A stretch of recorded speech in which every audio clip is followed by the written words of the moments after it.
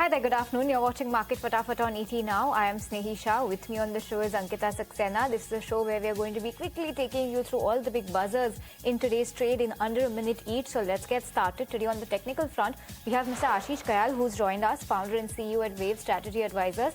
Ashish, hi, good afternoon. Before I come to you, let me take a look at ADF Foods. The first off, we wish to highlight today's ADF Foods, and that one is in focus after its wholly owned US subsidiary, ADF Foods USA Inc. has received about $2.1 million, or if translated to 18 crore rupees in INR terms, that's the tariff refund that they've received from the US Customs and Border Protection.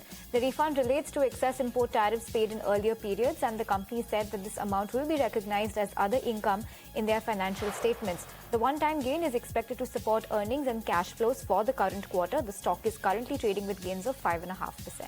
All right, let's move on then. Ashish, coming to you. You've picked out Godrej Consumers for us on the charts. Tell us what are the levels that you're watching out for?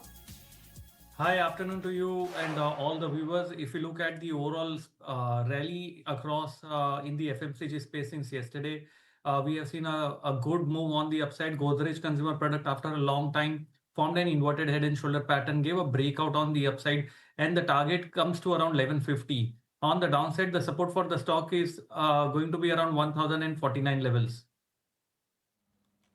All right, let's move on then at the next counter that is in focus, and that's Texmaco Rail that is in focus after securing 2 domestic orders worth 351 crore rupees for manufacturing and supply of freight wagons and railway rakes. The orders are to be executed up to October 2027, strengthening the company's order book and revenue visibility. On account of that, Texmaco Rail is in focus, gaining 0.6%, though it has cooled off from the morning's high. It's nonetheless holding out just good in the green. Okay, so that's Texmaco Rail. Let's throw the spotlight on Camlin Fine Sciences, because at its recent investor meet, Camlin Fine Sciences has reaffirmed its FY27 revenue guidance of between 2,200 and 2,400 crores of revenue and EBITDA guidance of 270 to 300 crore rupees.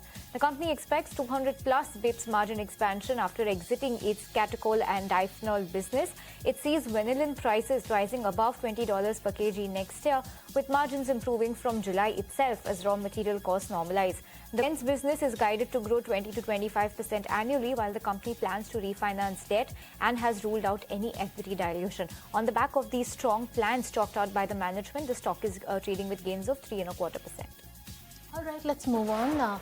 Ashish, you picked out Lodha for us. Tell us on the charts. In the last 5 odd days, we're seeing some momentum building on Lodha Developers as well. What are the levels that you're watching out for? See, the overall momentum is not only on the Lodha, but if you look at the entire real estate space that has been buzzing around, if you look at Godrej Properties or Lodha or any such stock, we can clearly see, and on the upside, we can expect the stock Lodha to move towards the target of 1051 levels. On the downside, the support is around 985. All right, we'll move on to the next one. That is in focus. Tech Mahindra is in focus. Now, the company has gained almost 2% in morning trade as the company entered into and executed a quota purchase agreement with Orange Business Services, Brasi, for the acquisition of Alias Services, Technicos, LTDA. And on the back of this, Tata Tech Mahindra is in focus, trading at the highest point of the day with gains of 4%. Okay, with that, time for a short break. Before we do that, on a programming note, Star Health Insurance is partnering with Amplify Health to deploy an AI-led claims intelligence platform across its health insurance operations. The 3-year partnership aims to improve claims governance, speed up cashless claim approvals, and strengthen fraud detection. The AI platform will use machine learning, clinical intelligence, and generative AI to identify irregular billing, duplicate claims, and unusual claim patterns in real time. Star Health says the technology will help reduce waiting times for pre-authorizations and discharge while improving the overall customer experience. The partnership also includes healthcare analytics to support wellness and preventive health initiatives. With that, time to slip into a very short break. We'll be talking about more buzzing stocks on the other side. Stay tuned.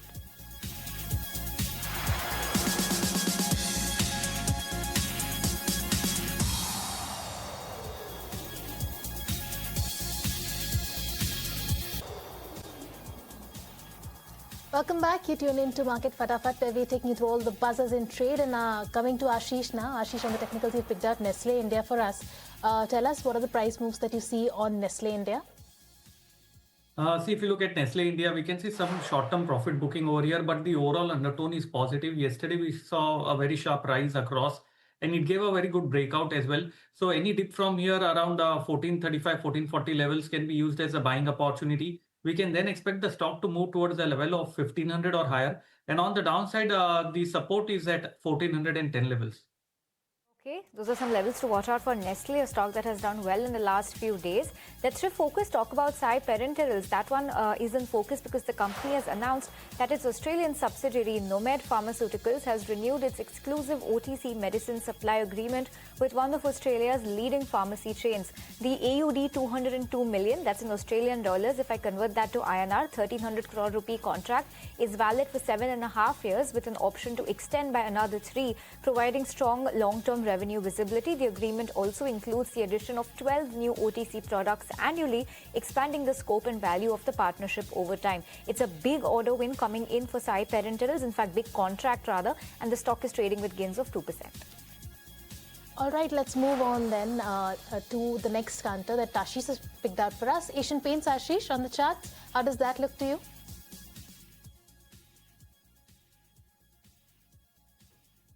Okay, we seem to have lost the connection with Ashish. We'll get him back on board. But let's talk about the next stock that is in focus, and that is J&K Bank. That has reported a strong Q1 business update with gross revenues rising 25.5% on a year-on-year basis, and the deposits growing 16.8% on a year-on-year basis, making it one of the strongest performers amongst its peers. While the CASA ratio moderated, the bank's overall business grew 20% on a year-on-year basis, reflecting a rather healthy momentum. And on the back of that, J&K Bank is in focus, trading upwards of 4% at the highest point of the day right now.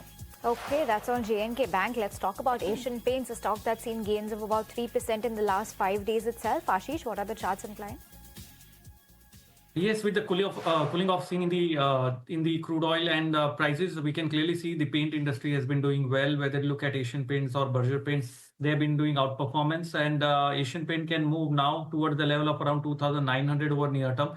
On the downside, the support for the stock is going to be at 2,690 levels.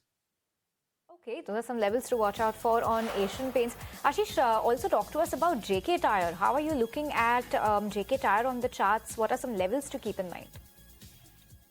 See, JK Tyre is up by nearly 5% in today's session. And if you look at the entire auto and auto ancillary space, I think the sector is going to do well.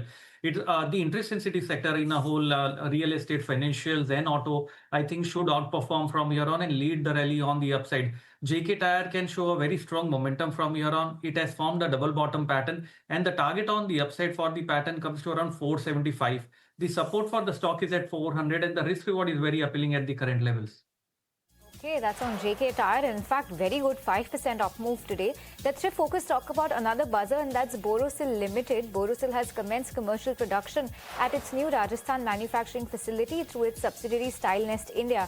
The plant has started operations with 2 production lines for vacuum-insulated stainless steel flasks, bottles and containers, while a 3rd line is expected to be commissioned in Q2 of FY27, boosting domestic manufacturing capacity and supporting future growth, and exactly in line with what the management guidance was earlier in terms of the timeline. So looking good for the company. 4.5% uptick is what we're seeing on that one. All right, let's move on then. Ashish, you picked out InterGlobe Aviation for us, another name that perhaps can benefit from the oil prices cooling off. But on the charts, how does it look like to you? What are the levels you're tracking here? See, InterGlobe Aviation formed a triangle pattern on an hourly chart and showed some kind of a breakout on the upside. There is profit booking from the higher levels, but that can be temporary. And we can expect the stock to move towards the level of around 5,660. And on the downside, the support is going to be 5,330 levels.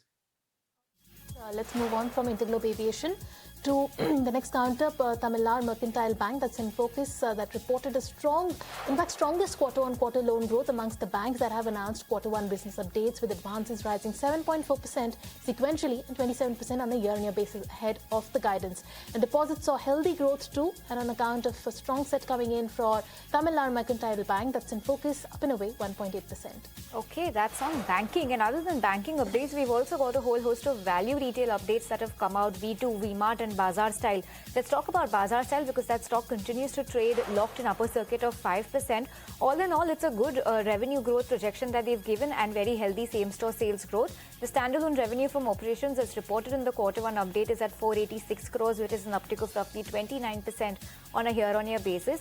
The same-store sales growth of 7%, it comes after 2 quarters where the same-store sales growth was just 1% and 3%. So this 7% number also looking good. And the street is cheering that because take a look at the upper circuit on the stock of 5% ever since the news came out earlier in the day. Sales per square foot have also grown by 2% and they've opened 18 stores and closed 5 stores in Q1 with the total store count at 276. So looking good for that stock. Bazaar Style is up 5%. Okay, let's move on then to HDFC AMC. Ashish, on the charts, how does HDFC AMC look like to you? See, the capital market theme should do well from here on, and HDFC AMC has been consolidating since many months. I think that's a base formation, and the breakout should come on the upside. The stock can move from here to the levels of around 2,950 and possibly higher. And on the downside, one can maintain a stop loss of around 2,670 levels. Okay, so that's on HDFC AMC. Ashish, what about your view on Torrent Pharma? Any levels to keep in mind on the charts?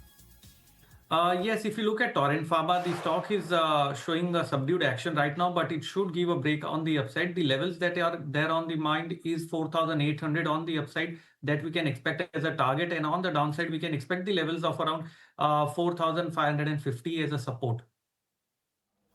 All right.